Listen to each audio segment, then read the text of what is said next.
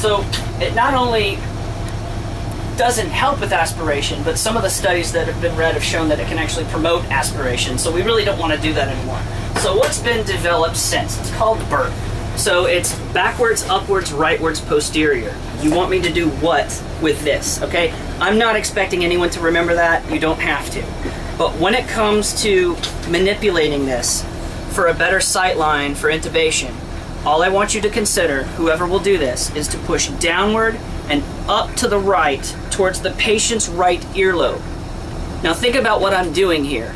I'm not only dropping it down so it's more posterior, allowing me to see more of the cords, as opposed to, say, the bumpy flesh just below the cords, called the arytenoid cartilage. But now I'm moving it upwards, closer to me, and I'm moving it more to the right, where I need to see, because I have the tongue over on the left, and I'm passing on the right. So anybody who's going to help, you can do it yourself. If your partner's holding the blade, even if you're doing this yourself, you can manipulate it yourself, and then have your partner come over and say, hold exactly where I am. And then you can remove and then push the tube. Okay? That has to do with that. Moving on to actually putting the tube in. Another pitfall that has happened in the past is that, and if you come over the top here, I wanted to show you.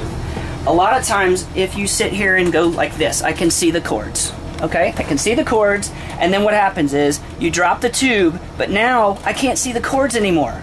All I see is the tube. So I'm going, well, I kind of think that that's it.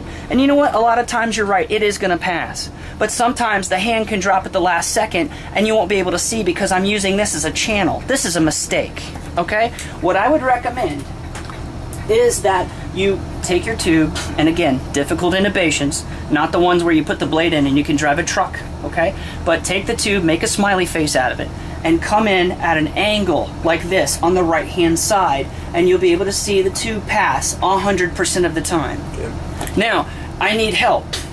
This cheek is in my way. So I take my partner and I have him kind of pull the cheek down, and now it gives me a lot more sight to be able to drop the tube properly.